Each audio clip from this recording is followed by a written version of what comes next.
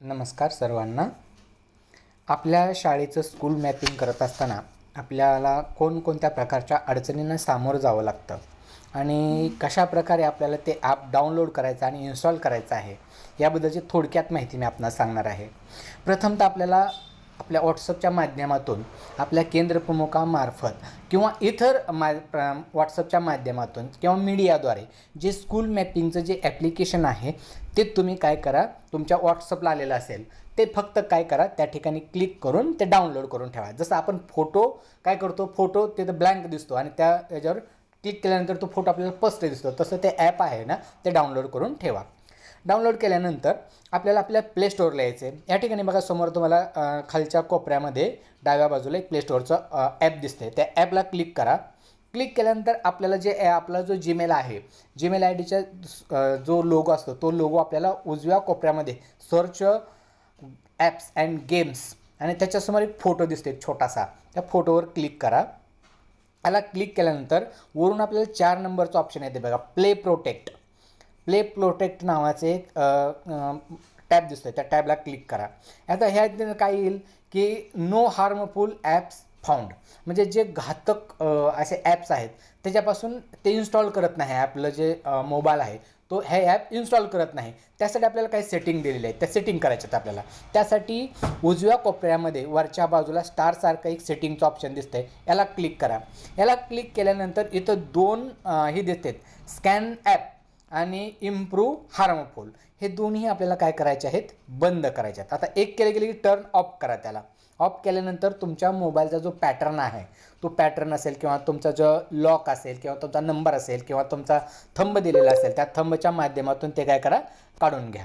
हे काढल्याबरोबर हे ऑप्शन काय होतात, बंद होतात, हाईड होतात. आता हाईड झाल्यानंतर काय करा, तुम्ही तुमच्या ह्याला या, डायरेक्ट व्हॉट्सअपला या. व्हॉट्सअपला आल्यानंतर तुम्हाला तुमच्या कार्यालयामार्फत किंवा केंद्रप्रमुखामार्फत हे ॲप्लिकेशन या ठिकाणी टाकलेलं आहे बघा. या ठिकाणी आहे, लिगाडे साहेब आहेत आमच्या तालुक्याचे गट शिक्षण अधिकारी, यांनी या ठिकाणी ॲप्लिकेशन टाकलेलं आहे. हे मी डाउनलोड करतो आणि डाउनलोड केल्यानंतर याला क्लिक केल्यानंतर ओपन म्हणायचं आपल्याला. ओपन म्हणल्यानंतर इथं इन्स्टॉलला जाते, इन्स्टॉलला क्लिक करायचं. इन्स्टॉलला क्लिक केल्यानंतर ॲप इन्स्टॉलर झालेला आहे. जर तुम्ही ही सेटिंग केली तरच हे ॲप काय होणार आहे, इन्स्टॉल होणार आहे. ॲप इन्स्टॉल केल्यानंतर आपल्याला काय म्हणते बघा, परवानगी चित्रे जतन करण्यासाठी स्टोरेज वापरा, तुम्ही फोटो काढून ठेवा किंवा करंट लोकेशन जे आहे ते तुमचं ऑन करून ठेवा, कॅमेरा परमिशनचे चित्र काढण्यास परवानगी घ्या, SMS आणि फोन स्टेट SMS फोन स्थिती तुमची तपासून ठेवा की ज्या वेळेस तुम्हाला तुम्ही UDAS नंबर टाकणार आहे त्यावेळेस तुम्हाला SMS येणार आहे, OTP येणार आहे. ह्यासाठी हे सर्व सेटिंग तुम्ही काय करा, अगोदरच परवानगीसाठी अलाव करून ठेवा. म्हणजे हे अलाव केल्यानंतर तुम्हाला SMS येईल, OTP येईल, तुमचे फोटो वगैरे काय असतील ते येतील. या ठिकाणी काय म्हणते बघा, महास्कूल GIS म्हणजे GPayच्या माध्यमातून आपण जे काय फोटो आहेत ते स्कूल मॅपिंग करणार आहोत. यासाठी allow access to manage all files, म्हणजे आपल्याला काय करायचं आहे, आपलं तुम्ही जर फोटो काढून ठेवलेले असतील, केलेले असतील अगोदर, तर ते फोटो तुम्हाला ॲड करण्यासाठी आपल्याला इथं परमिशन घ्यायची आहे, परवानगी घ्यायची आहे. त्यासाठी याला अलाव करायचं. अलाव केल्यानंतर आपलं ॲप्लिकेशन पूर्णतः आपलं काम करण्यासाठी तयार झालेलं आहे, रेडी झालेलं आहे. आपण डायरेक्ट काय करू शकतो, हे कट करा, क्लोज करा, याला अलाव करा, क्लोज केल्यानंतर अलाव होईल आणि डायरेक्ट आपलं ॲप ओपन होईल. ॲप ओपन झाल्यानंतर तुम्ही काय करताल, तुम्ही तुमचा मोबाईल नंबर टाकताल. आता माझा मोबाईलवर 75 88 02 03 75 असं जर टाकलं तर ते काय म्हणते बघा, unauthorised mobile number. Authorised mobile number असेल तरच होतं हे, नाहीतर अन्यथा होणार नाही. त्यासाठी काय करावं लागेल, तुमच्या मोबाईल जे UDAS प्लसला किंवा UDASला ज्यांचा मोबाईल नंबर आहे तो मोबाईल टाकला तर लॉग इन होईल, अन्यथा लॉग इन होणार नाही. जर आता तुम्ही तंत्रस्नेही शिक्षक असाल किंवा इतर ठिकाणी जाऊन ते ॲप मॅपिंग करत असाल तर तुम्हाला काय करायचं आहे, ह्यासाठी UDAS कोड नावाचा टॅब आहे तो वापरायचा. त्याच्यावर क्लिक केल्यानंतर तुम्हाला काय येईल, या ठिकाणी तुमचा डिस्ट्रिक्ट सर्च करा. या ठिकाणी तुम्ही तुमचा डिस्ट्रिक्ट सर्च करू शकता, सोलापूर आलं. या ठिकाणी सोलापूरला क्लिक करा. तुमचा तालुका विचारला जाईल, या ठिकाणी तालुका घ्या. तालुका घेतल्यानंतर प्रोसेसिंग होतं. तालुका घेतल्यानंतर तुम्हाला तुमच्या शाळेचा जो या ठिकाणी आहे ना तो UDAS नंबर प्रविष्ट करायचा आहे.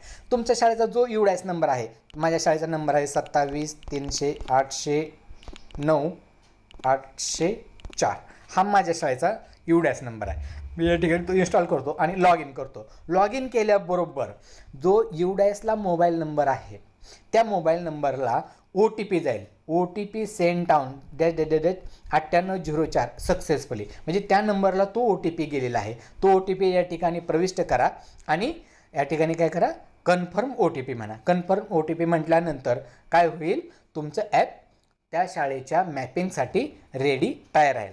हे तयार राहत असताना आता माझ्याकडे त्या शाळेचा OTP वगैरे काही नसल्यामुळे मी पुढचं तुम्हाला या ठिकाणी सांगू शकत नाही किंवा ते कसं करायचं हे सांगू शकत नाही.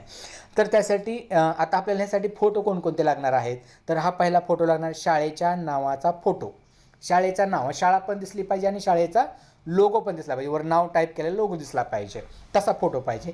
क्रीडांगणाचा दुसरा फोटो पाहिजे आपल्याला. मुलांचं स्वच्छतागृहाचा फोटो पाहिजे. तिसरं मुलींच्या स्वच्छतागृहाचा फोटो पाहिजे. पाचवा आहे किचन शेड आणि 6वा आहे पाण्याची सुविधा. हे पिण्याच्या पाण्याची सुविधा. असे हे 6 फोटो आपल्याला या ठिकाणी अपलोड करायचे आहेत आणि आपल्याला मॅपिंग करावायचे आहे.